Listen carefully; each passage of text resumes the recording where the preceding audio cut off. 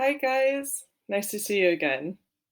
So, I've been talking a lot lately about the power of belief, choosing your thoughts, how this affects the body, um, how you can create your own life. And I wanted to talk today about consciousness. Um, More than just our own thoughts, but the consciousness of a group is such a thing that we can actually tap into, not just a group, but also global consciousness. And sometimes maybe you've actually experienced it when you're talking with a good friend. You think it's just part of knowing that friend. You know what they're going to say before they actually say it, or you can really literally finish their sentences. But I actually look at it as a way of their thoughts, and everybody's thoughts are a certain wavelength that literally travel and hit your brain, and your brain can interpret it and translate it into your own thought. That thoughts are not just random, but thoughts are actual true wavelengths, and it's more about quantum physics.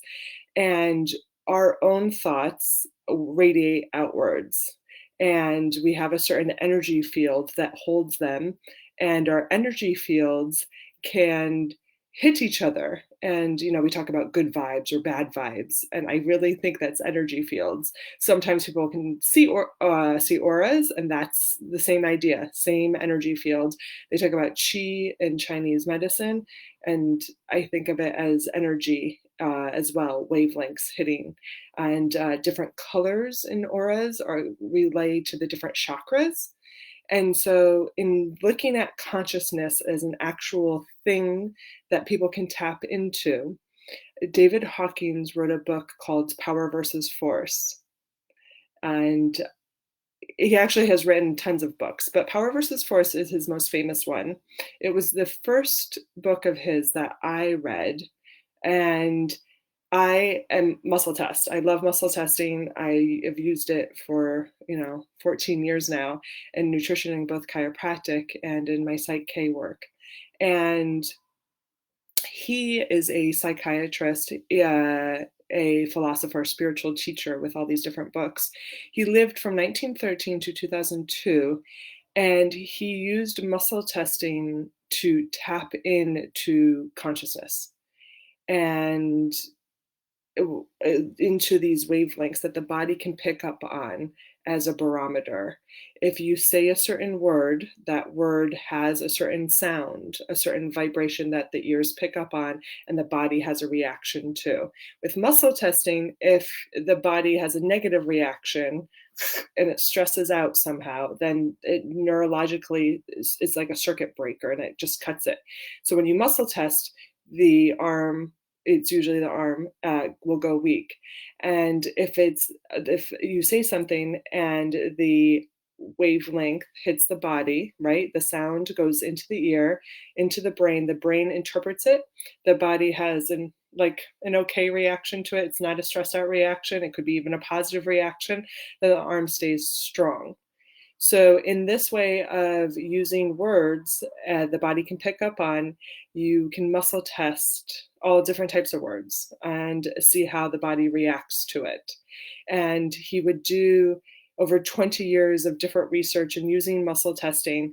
He would, you know, as the client or the patient wouldn't know what was on the piece of paper, but he would write Gandhi, who we know, or Mother Teresa, people who have a higher consciousness for the goodwill of all. And on this piece of paper, the patient or client didn't know, the paper would be on him, and muscle test, and the arm would say strong. But then if he changed the name to Adolf Hitler, like somebody we know who is low vibrating, low consciousness, and the arm would automatically go weak. And so, just to give you an idea of how your brain doesn't even have to pick up on it, but the body literally can pick up on energy, pick up on energy fields. When I said like high vibration versus low vibration, again, that's what I'm thinking is consciousness thought forms are certain wavelengths.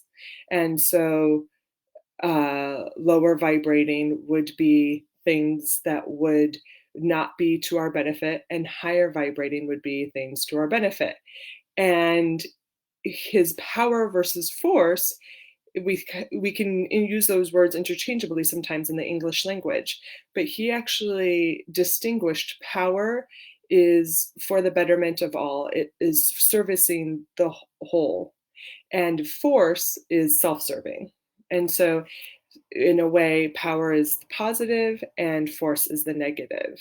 And so for anything that's forceful, that doesn't serve the betterment, would make an arm go weak. And anything that's of power would make the arm go strong.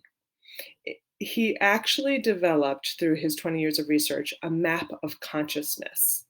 And again, if we think of consciousness as an actual thing to look at and to work with, that would be all our thoughts put into one. Would be your consciousness, okay? And sometimes you have good, thoughts, sometimes you have bad thoughts. And what do we do about all of that? And in his map of consciousness, he actually went from 0 to 1,000, 0 being death and 1,000 being enlightenment. And then all human emotions somewhere in between all of that, okay? So I want to go through the map of consciousness and actually put numbers to emotions and talk about the positive and the negative emotions and what our emotions actually mean and how to get the lower vibrating emotions up higher vibrating. Does that make sense? Okay. So in 0 is death. So he actually starts the map of consciousness with 20, which is shame, which is the lowest vibrating emotion that we can have. And how I talk about this power is positive, force is negative. He starts with 20 being shame, and he works his way up, and 200 is courage, and that's the breaking point. Okay, so anything below is negative, is force, and anything above is positive and power. Okay, that's the breaking point. That's the line where things start tipping. I want to give you that information ahead of time. And so, in order, let me put them, is shame, guilt, apathy, grief, then fear, desire, anger, pride, and then is courage. Okay. And then finally, we start getting into the positives. It starts at courage, and then we have neutrality, willingness, acceptance, reason, love, joy, peace, and then finally, enlightenment.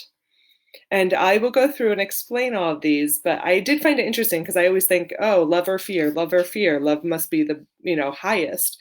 It's interesting to see that his map of consciousness, that above, higher vibrating than love is joy, is, not just happiness, but joy. And how important it is to stay healthy, mind, body, and spirit is like what will make me happy. And I don't think we ask ourselves that enough.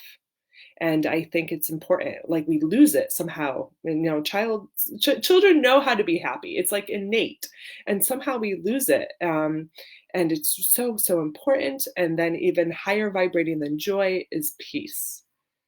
And so, how can you find the peace? We should always be on a search for, that, and not lose that as well. And so, everybody has a normal level where they are the majority of times, but sometimes they, home life can be one vibration, work life can be a different vibration. You can go through, different vibrations throughout a day, different levels of consciousness. So it's not stagnant. And the goal is always, like, what can I do to vibrate a little higher, to reach that higher level of consciousness. So starting at shame at 20, this is where there's just so much self-hatred. And this is the vibration where people are at when they contemplate suicide. You don't want to stay at shame. because the thing below that is death. So anything and everything to get out of shame. You would then go into guilt. And I really truly see this map of consciousness. You don't go, to shame to all of a sudden courage. Like it literally is a process, and you have to go through the stages of vibration. And so to get out of shame, you then go to guilt. And this is where you don't have as much self-directed hatred, but you're definitely unable to forgive yourself. You think you're a sinner no matter what you do. And apathy is the next level. And this is where you don't feel, you have no hope. You're a victim no matter what is happening. You're completely hopeless. You're also helpless at this stage. And many homeless people are stuck here. Does that make sense? Okay. 75 is grief. And obviously, we go through this when we lose a loved one. And this is where depression is. It's that perpetual sadness and feeling of loss. And, when we lose a loved one, we have to go down into this level, but then work our way out of it. And the next level out of it is fear. And so this is where you feel like everything is dangerous, everything is unsafe. An extreme amount of this would be paranoia. And people do need help to get out of this level. Otherwise, you can stay trapped in here your whole life. A horrible sign of being trapped in this is just staying in an abusive relationship. And if you know a loved one or a friend who's in an abusive relationship and you're like, why can't they get out of it? You have to literally think of it as a vibration of, they just literally can't think anything more. They're stuck in this energy that keeps them there until they literally can break through their own thinking out of fear into desire. Like they have to actually want something more. They actually have to feel worthy of it. And so desire is 125. This obviously helps us want to achieve things and set goals, but the negative part, because we think of desire could be positive, working hard to get something, but no, actually, if this doesn't get balanced and you get stuck here, this is where addiction is. This is where cravings are. This is where, like, no matter how much money you make, it will never be enough. This is where you want all that approval, you want the fame. This is all the materialism. I mean, it can help move us to and to achieve goals, but then we just can't get stuck here. Okay. And so the next level would be anger. Now, interesting, I would think anger would actually be lower than desire, but actually, just like desire can be motivating, anger can be motivating because you're so frustrated, you'll actually do something, would be the ultimate goal. You don't want to get stuck here either, because if you get stuck here, it's hatred. Okay. So know if you feel hate that there's actually anger that needs to be released. And this is where, in an abusive relationship, an anger person that vibrates at anger will be with a person who vibrates at fear. And that's just is how those vibrations work together. And so after anger, the next level is pride at 175. And this is actually where people start feeling good, but it's actually false sense of feeling good because it's dependent on money, prestige. It's dependent on the outside circumstances. Your world needs to go a certain way, and it's vulnerable. And it's also false because it can lead to nationalism, racism, religious wars. Think of the Nazis. And you're defensive because you're so proud. You can't think beyond like your own dogma. And this, unfortunately, is kind of where a lot of people can be stuck. And so it's negative. But because pride is here and you start feeling good because everything below pride just sucks.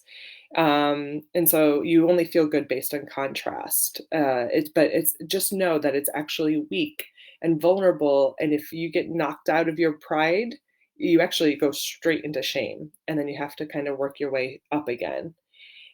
So the first level of true strength is courage. Okay, I hope everyone's writing this down. I'm going to repeat that. The first level of true strength is courage, because this is where you start to see life challenging and exciting as an opportunity instead of overwhelming. Um, and actually, this is a great time to talk about this map of consciousness, because I mean, I think that's, what we were all doing. We were living our lives, and we might not have necessarily been at courage, and we might have been stuck at anger in our daily life anyways. But then the pandemic hit and the whole lockdown, and of course we all went to fear, or even below that. It was crazy, and it's been 6 or 7 weeks now, guys, and I hope that by now, you've worked out of fear into something more manageable. Maybe, hopefully, you're not so overwhelmed, and maybe not in all aspects of your life, but at least in some. I hope you guys have found some courage, have found a way to take the challenge of the pandemic and find the silver lining, find gratitude for being healthy, gratitude for having more time to do certain things that that you need to do, more time to take care of yourself, to spend with your loved ones. And if you're not there yet, I'm giving you this information so you can work towards it. I want you guys to work towards courage. And so this is also where people in general start to see more of a future with improvement versus, just looking upon the past or being afraid of the future.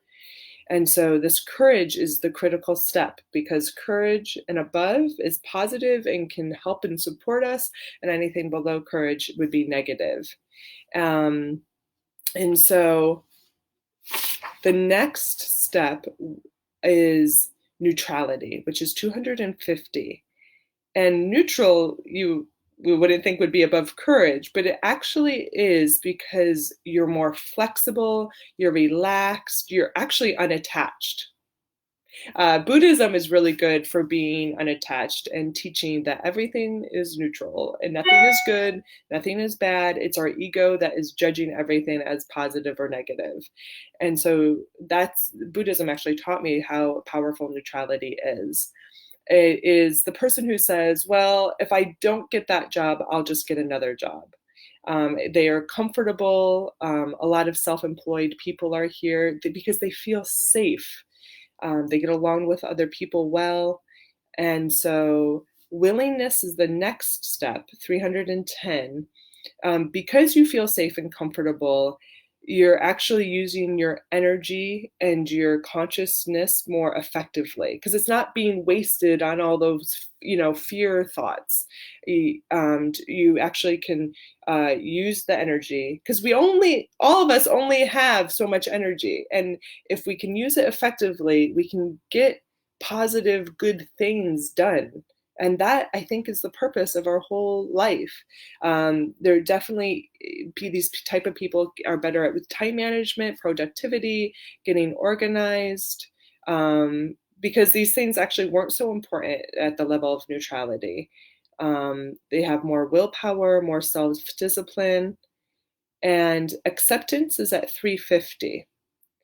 And this is actually a powerful shift, because you now awaken the possibilities of living more proactively, versus reactively. You're no longer a victim. You're not waiting for life to happen to you, but you're really trying to create and be able to see things, because you're willing to accept. And that acceptance is really powerful, um, because you're in a place where you can create.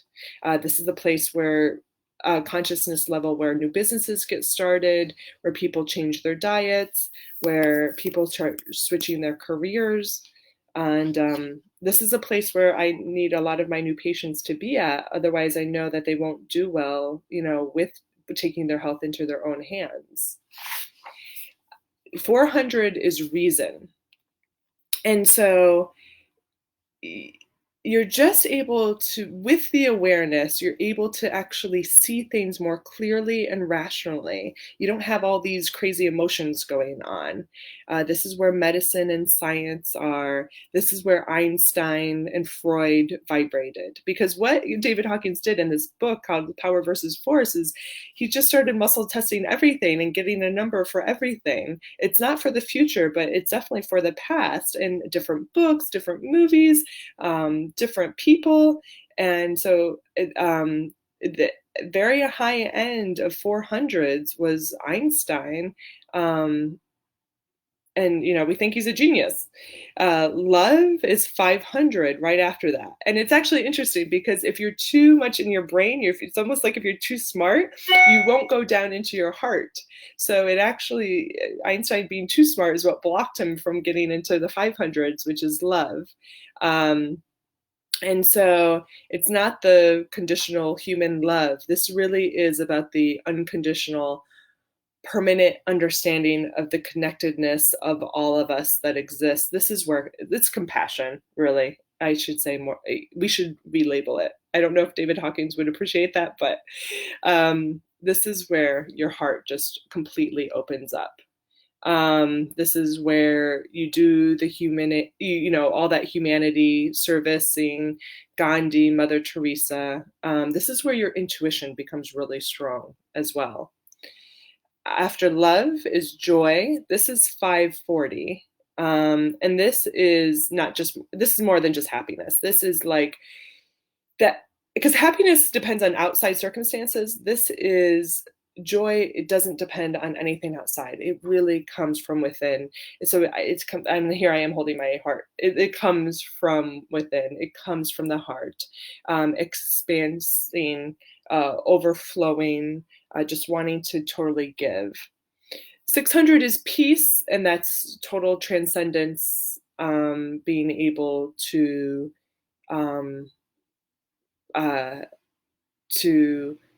it doesn't matter what's going on outside, and you don't get swayed. You know who you are. You've completely surrendered, which actually reminds me of the serenity prayer, which I think is really important right now. And God, please grant me. Oh, I have to look it up. Okay, let me look it up in a second. And then enlightenment is after peace, 700 to 1,000. This is where he muscle tested Jesus. This is where humanity blends with divinity to be completely, 100% human, 100% divine. So interestingly enough, he calibrates that about 80% of the whole human race is actually below 200. That's why we're having a really hard time, guys. The average person, about 80% of us in all of the human race, is actually below 200.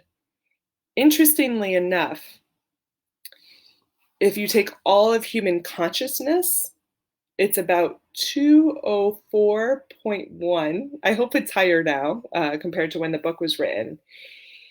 And even though about 80% of us are below 200, the above 200, it's like all that positive is what makes up for the negative. So all of human consciousness today is 204.1. And I really think, if we want to see a better world out there, if we want a better future, if we have the ability to create something new right now, because we're in the middle of this craziness, our goal really is to raise our own consciousness. You do this by meditating. You do this with every breath.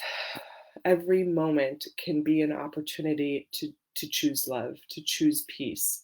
Even and to do it with awareness would be another good step. It's like, because we go through every single day not being aware and just going through automatically, and not choosing our thoughts. So it's just another lesson in watch what you think, watch what you say even more, and to choose love, or joy or peace, to ask yourself every day, what would make me happy? And not the happiness like instant gratification, but that real joy, um, responsible and really allows love and healing to come in. With over about 80% of us in below 200, it means that we live in fear. And it shows. I mean, I can't believe how we hoarded toilet paper for no reason. And I mean, hoarding is taking away from others. Um, and, luckily it didn't come to craziness and really actually needing it. And I think and I hope that we've all kind of calmed down and hoarding, no longer feeling the need to hoard. But that was our instant reaction. And, I think we've learned to calm down, and I think we're coming from more of a place of love. And if you're not there yet, that's fine. But another action step could be like, oh, who could I reach out today and show that I care? Could I give my extra toilet paper to the neighbor who I barely ever talk to? Could I call this friend or that friend, or, oh, I haven't heard from that friend. I don't even know if they still have a job. I mean, think of how you can actually reach out, even though we're in the middle of a lockdown, which totally sounds like an oxymoron. But that's all part of raising this type of vibration. Okay. A great example that he has in his book, Power versus Force, like I said, he goes through different people and he goes through history. He talks about the wars and everything. He talks about sports. It's amazing.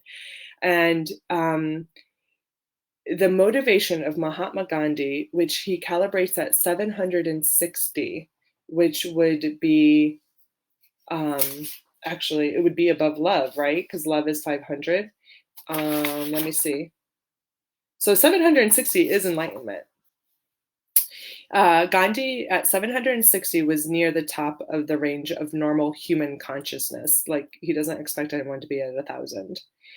And Gandhi won his struggle against the Britons, uh, uh, because he had greater power. And that's the difference of power versus force. And this greater power, and the British Empire calibrated at 175 during that time, and it represented force. I mean, all military does. And whenever force meets power, power wins. Okay, I want you guys to remember that as well. And I do have the Serenity prayer here, so let me read it to you before I go. I think that's the perfect way to end this. God, grant me the serenity to accept the things I cannot change, courage to change the things I can, and wisdom to know the difference. Take care.